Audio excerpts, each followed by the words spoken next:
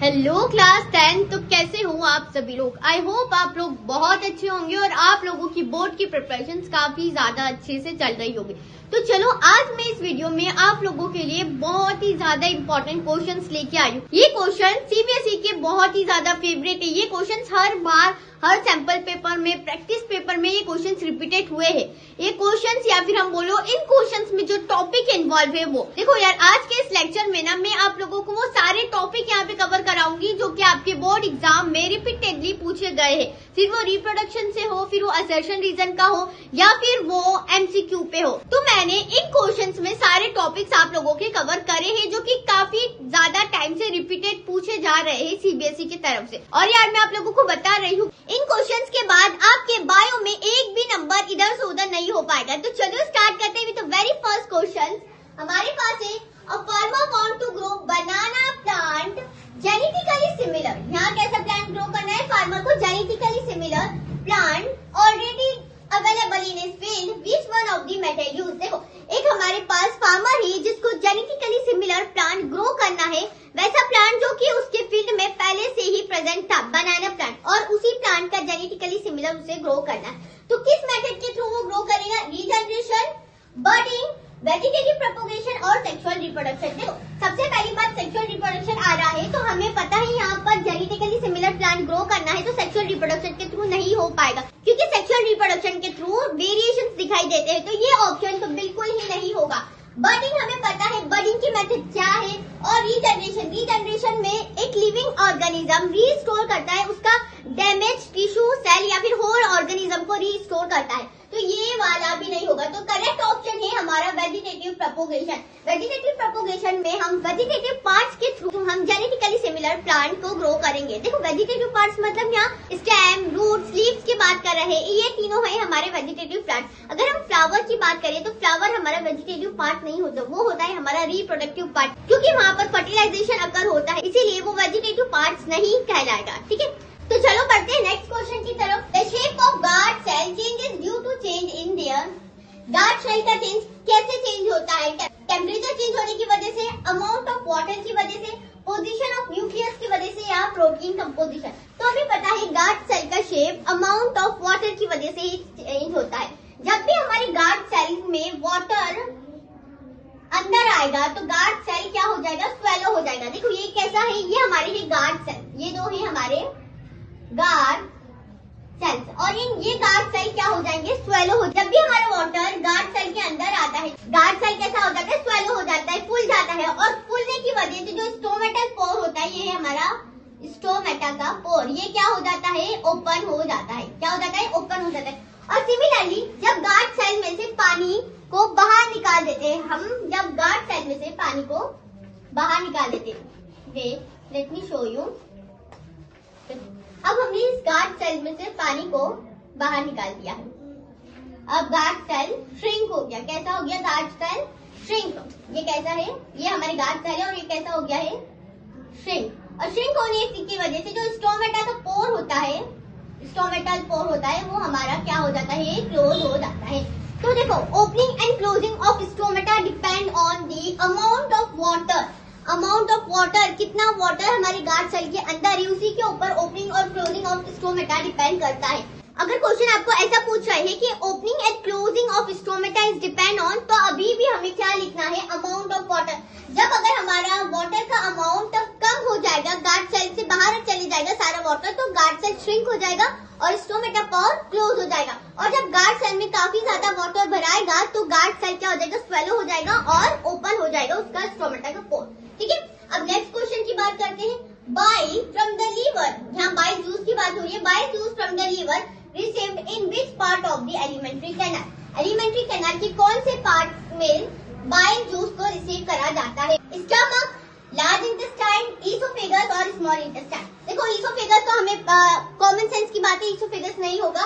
Large intestine हमें पता है, लार्ज इंटेस्टाइन में अनएब्जॉर्ब फूड को रिमूव किया जाता है। ठीक है, स्टमक और हमारा आता है स्मॉल इंटेस्टाइन। देखो यार जो लास्ट जो कंप्लीट डाइजेशन होता है वो होता है हमारा स्मॉल इंटेस्टाइन में, और जो हमारा बाइल जूस होता है वो कहाँ प्रेजेंट होता है? वो लीवर में बनता है, बट स्टोर कहाँ होता है? हमारे गॉल ब्लैडर। ये कहाँ स्टोर होगा? गॉल ब्लैडर में, मतलब स्टमक के नीचे हमारा गॉल ब्लैडर आता है, वही स्टोर होता है। तो जब भी हमारा फूड स्मॉल इंटेस्टाइन में आता है तो बाइल जूस रिलीज होता है हमारे स्मॉल इंटेस्टाइन में और डाइजेशन ऑफ फैट्स में मदद करता है। हमारा बाइल जूस किस में हेल्प कर रहा है? डाइजेशन ऑफ फैट में, ठीक है। लार्ज फैट ग्लोब्यूल्स को स्मॉल ड्रॉपलेट्स में कन्वर्ट करने का काम करता है। नेक्स्ट क्वेश्चन है, how do the method of reproduction differ in unicellular and multicellular organism? Question का मतलब क्या है कि मोड ऑफ रिप्रोडक्शन या मेथड ऑफ रिप्रोडक्शन दोनों में यूनिसेल्युलर और मल्टीसेल्युलर में डिफरेंट क्यों होते हैं? देखो, यूनिसेल्युलर ऑर्गेनिज्म ऐसे ऑर्गेनिज्म होते हैं जिनके पास सिंगल सेल होता है और मल्टीसेल्युलर ऑर्गेनिज्म जिनके पास बहुत सारे सेल होते हैं, हम उसे बोलते हैं मल्टीसेल्युलर ऑर्गेनिज्म। देखो, दोनों की मेथड ऑफ रिप्रोडक्शन अलग अलग है। कैसे? देखो, जो यूनिसेल्युलर ऑर्गेनिज्म होता है उसके पास सिंगल सेल होता है और उनके पास कोई भी ऑर्गन सिस्टम नहीं होता प्रॉपरली फंक्शन करने के लिए, इसीलिए वो डिवाइड भी सेल डिवीजन मेथड के थ्रू करते हैं और इनका मेथड ऑफ रिप्रोडक्शन होगा binary fission, multiple fission, budding etcetera, ठीक है। और जो हमारे मल्टीसेल्युलर ऑर्गेनिज्म है ये काफी ज्यादा कॉम्प्लेक्स ऑर्गेनिज्म होते हैं। इनके पास पूरा अपना ऑर्गन सिस्टम होता है सभी चीज करवाने के लिए और यहाँ पर क्या होता है? फॉर्मेशन ऑफ मेल और फीमेल गैमेट, यहाँ पर फॉर्मेशन होता है गैमेट्स का, ठीक है। इसीलिए ये दोनों मेथड ऑफ रिप्रोडक्शन में डिफरेंट है, क्योंकि यहाँ पर इनके पास सिंगल सेल होता है और इनके पास मल्टी सेल्स होते हैं, मतलब इनके पास पूरा ऑर्गन सिस्टम प्रेजेंट है। नेक्स्ट क्वेश्चन की बात करते हैं, right the function of following part in human, ovary, oviduct और फैलोपियन ट्यूब की बात करते हैं। देखो, आप लोगों ने पढ़ा होगा फीमेल रिप्रोडक्टिव सिस्टम, उसमें आपने पढ़ा होगा ovary, oviduct, fallopian tube, uterus, ये सारी चीजें पढ़ी हैं। तो देखो, यहाँ पर हमें 3 चीजें के बारे में बताना है। कौन कौन सी? ओवरी, ओवरी क्या है? ओवरी में बेटा यहाँ पर हमारा एग फॉर्म होता है, हमारा ओवम फॉर्म कहाँ होता है? ओवरी में ही होता है। और साथ में क्या होता है? यहाँ पर हार्मोन सिक्रीट होते हैं, फीमेल के रिप्रोडक्टिव हार्मोन्स कौन कौन से हैं? एस्ट्रोजन और प्रोजेस्टेरॉन, ये दोनों हार्मोन यहाँ पर सिक्रीट होते हैं। तो सेकंड है हमारे पास ओविडक्ट, जिसे हम क्या बोलते हैं? फैलोपियन ट्यूब भी बोलते हैं। इसका नाम क्या है? फैलोपियन ट्यूब और ओविडक्ट, दोनों चीज एक ही है। अब ओविडक्ट और या फिर हम बोले फैलोपियन ट्यूब का फंक्शन क्या है? सबसे पहले तो जो हमारा ओवम होता है, अब बन गया, हमारी ओवरी में बना है, अब वो कहाँ आएगा? अब वो आएगा उसके फैलोपियन ट्यूब में, उसके ओविडक्ट में। ओविडक्ट में आके यहाँ से बैठ जाएगा। बैठने के बाद वो क्या करेगा?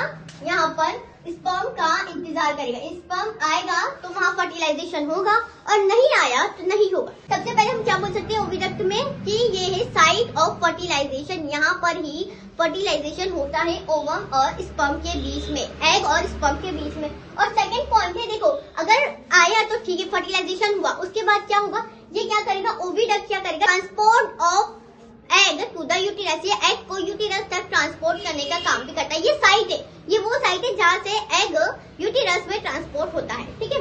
अब नेक्स्ट है हमारे पास फैलोपियन ट्यूब, सॉरी यहाँ फैलोपियन ट्यूब नहीं, यहाँ पर आना चाहिए था यूटेरस। नेक्स्ट पॉइंट है हमारे पास यूटेरस। यूटेरस में क्या होता है? देखो, यूटेरस के क्या क्या फंक्शन है? सबसे पहले तो अगर फर्टिलाइजेशन हो गया है, जाइगोट बन गया है, तो जाइगोट कहाँ आएगा? यूटेरस में आएगा और यूटेरस क्या करेगा? जाइगोट को नरिशमेंट प्रोवाइड करेगा। तो सबसे पहला पॉइंट क्या है? यूटेरस क्या करेगा? नरिशमेंट प्रोवाइड करने का काम करेगा। और क्या करेगा? ये क्या करता है? बेबी को होल्ड करके रखता है अंटिल बर्थ, जब तक हमारा बेबी का बर्थ नहीं होता, जब तक 9 मंथ्स ऑफ प्रेगनेंसी कंप्लीट नहीं होती, तब तक वो एम्ब्रियो कहाँ एम्बेडेड होता है? वो हमारे यूटेरस में। और हम एक और पॉइंट क्या लिख सकते हैं कि nourish the fertilised ovum to develop foetus, foetus में डेवलप करने के लिए ओवम को, फर्टिलाइज्ड ओवम या फर्टिलाइज्ड ओवम की बात कर रही थी, फर्टिलाइज्ड ओवम को नरिशमेंट कौन पहुंचाता है? हमारा यूटेरस। और किसके थ्रू होगा नरिशमेंट? प्लासेंटा के थ्रू। तो नेक्स्ट क्वेश्चन है define pollination, write the different type of pollination, list 2 agent of pollination and how does suitable pollination lead to fertilisation. यार देखो, यहाँ पर एक क्वेश्चन पहले तो डिफाइन करना है, दूसरा क्वेश्चन के कितने टाइप ऑफ पॉलिनेशन होते हैं, तीसरा क्वेश्चन के कौन से 2 एजेंट है जो कि पॉलिनेशन करवाने में हेल्प करेंगे, और चौथा question how does suitable pollination lead to fertilisation, और पॉलिनेशन से फर्टिलाइजेशन कैसे होता है। तो यहाँ पूरे 4 क्वेश्चन दिए हैं, मतलब ये क्वेश्चन आपको 5 मार्कर हो सकता है, 5 मार्क का ये क्वेश्चन हो सकता है। तो चलो स्टार्ट करते हैं। क्या होता है pollination? Transfer of pollen grain from the anther of stamen to the stigma of the pistil. ये होता है हमारा pollination.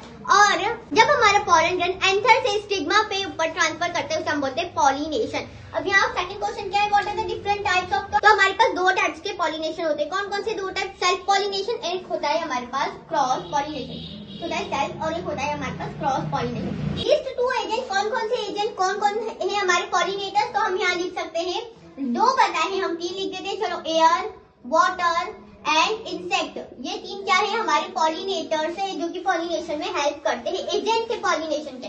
How the suitable pollination lead to fertilisation. देखो, अगर correct species of pollen grain जाकर बैठ जाता है स्टिग्मा के ऊपर तो होता क्या है, वहाँ पे क्या होता है, केमिकल रिएक्शंस होती है। उस केमिकल रिएक्शन से क्या होता है, पॉलन ट्यूब डेवलप्ड होती है फ्रॉम पॉलन ग्रेन, और पॉलन ग्रेन क्या करता है, वहाँ पर ट्रेवल करता है, और कहा जाता है ट्रेवल करके ओवरी तक, और ओवरी में वो किससे मिलेगा, एग से मिलेगा, और ऐसे ही हमारा फर्टिलाइजेशन अकर होगा। तो यहाँ पे यही पूछा गया है कि सुटेबल पॉलिनेशन से कैसे फर्टिलाइजेशन हुआ। नेक्स्ट क्वेश्चन की तरफ आते हैं। असर्शन रीजन में वेरिएशंस आर, असर्शन क्या है, variation are seen in offspring, okay, produced by asexual reproduction. No, because variations हमें दिखाई देते हैं सिर्फ और सिर्फ सेक्सुअल रिप्रोडक्शन में, असेक्सुअल रिप्रोडक्शन में वेरिएशंस दिखाई नहीं देते। तो यहाँ पे हम क्या लिख सकते हैं, असर्शन क्या है हमारा फॉल्स है, ठीक है। अब देखते हैं reason, the DNA molecule generated by replication is not exactly identical to the original DNA. देखो, होता क्या है, जब भी डीएनए का रेप्लिकेशन होता है तो जो हमारा सिस्टर क्रोमेटिड होता है वो आइडेंटिकल नहीं होता। क्यों? क्योंकि डीएनए रेप्लिकेशन के दौरान जो हमारा सीक्वेंस है वो चेंज हो जाता है। सीक्वेंस चेंज की वजह से जो न्यू डीएनए बना है वो ओरिजिनल कॉपी से एग्जैक्ट नहीं होता है, इसलिए यहाँ पर जो रीजन है वो है ट्रू। नेक्स्ट क्वेश्चन है, state the post fertilisation changes that lead to formation of fruit in the plant. Post fertilisation changes की बात कर रहे हैं। हमने अभी देखा था प्लांट में कि फर्टिलाइजेशन हो गया, हाँ, एग से मिला और वहां पर फर्टिलाइजेशन हो गया। अब फर्टिलाइजेशन होने के बाद की प्रोसेस बताने क्या क्या चेंजेस आएंगे एक प्लांट में जब फर्टिलाइजेशन हो जाता है। पोस्ट मतलब क्या, हमारे बाद की बात हो रही है। Post fertilisation changes lead to formation of fruit, कैसे फ्रूट का फॉर्मेशन हुआ, क्या क्या चेंजेस हुए। तो क्या होता है पोस्ट फर्टिलाइजेशन चेंजेस में, जो ओवरी होती है हमारी प्लांट की, जो ओवरी होती है वो फ्रूट में डेवलप्ड हो जाती है। देखो यहाँ पर, देखो जो ओवरी होती है वो फ्रूट में डेवलप हो जाती है। किसमें? फ्रूट में। जो ओव्यूल होता है अंदर का वो डेवलप हो जाता है हमारे सीड्स में, और जो हमारे पेटल और सेपल्स थे वो क्या हो जाते हैं, फॉलन ऑफ हो जाते हैं, वहीं गिर जाते हैं, ठीक है। सिर्फ और सिर्फ ये 3 पॉइंट लिख के आ जा रहा, ovary develop into fruit, ovule develop into seeds and the petal and sepal are fallen off, ठीक है। बस ये 3 पॉइंट लिखोगी तो आपके पूरे मार्क्स आ जाएंगे। बहुत ही ज्यादा इंपॉर्टेंट क्वेश्चन है, बहुत बार रिपीटेड हुआ है आपके सीबीएसई में। What is the purpose of making urine? Name the organ that store and release urine. क्या पर्पस है यूरिन बनने का? तो देखो यार, क्या पर्पस है हमारा यूरिन बनाने का? सबसे पहले जो हमारी बॉडी के नाइट्रोजनस वेस्ट है, यूरिक एसिड, अमोनिया, ये सभी को हमें रिमूव आउट करना है हमारी बॉडी से, इसीलिए यूरिन बनता है। और यूरिन कहाँ बनता है? हमारी किडनी में। किडनी में यूरिन का फॉर्मेशन और ब्लड फिल्टरेशन दोनों चीजें होती है। किडनी का फंक्शन क्या है? Formation of urine and filtration of blood, दोनों चीजें, ठीक है। अब यहाँ पर क्या दिया है, हम बोल सकते हैं पर्पस ऑफ मेकिंग यूरिन में to remove nitrogenous waste like uric acid, urea etcetera, ठीक है। उसके बाद क्या पूछा है, नेम द ऑर्गन, ऑर्गन का नाम बताया है, that store and release urine. Store कौन करता है यूरिन को? हमारा यूरिनरी ब्लैडर। कौन करता है? Urinary bladder. और रिलीज कौन करता है हमारे यूरिन को? यूरेथ्रा। कौन करता है? यूरेथ्रा, ठीक है। तो स्टोर करने पे हमें लिखना है यूरिनरी ब्लैडर और रिलीज करने पे लिखना है हमारा यूरेथ्रा, ओके। तो ये सारे क्वेश्चंस, देखो ये सारे क्वेश्चंस जो है काफी ज्यादा इंपॉर्टेंट आपके बोर्ड पॉइंट ऑफ व्यू से। तो अगर आप लोगों को बायो में बिल्कुल आउट ऑफ चाहिए तो आपको ये सारे क्वेश्चंस एक बार पढ़ के ही जाना है, क्योंकि इन क्वेश्चंस में से ही आप लोगों को बोर्ड एग्जामिनेशन में पूछा जाएगा। क्योंकि ये देखो क्वेश्चंस फिर भी आपको चेंज कर सकते हैं बट टॉपिक यही रहेगा, इसीलिए मैं अगेन रिपीट कर रही हूँ कि ये सारे टॉपिक जो इस क्वेश्चंस में इंक्लूडेड है वो आप प्रिपेयर कर लेना आपके बोर्ड एग्जाम्स के लिए, ठीक है। तो मिलते हैं नेक्स्ट वीडियो में। अगर ये वीडियो आप लोगों को इन्फॉर्मेटिव लगे तो like, share and subscribe, follow for more.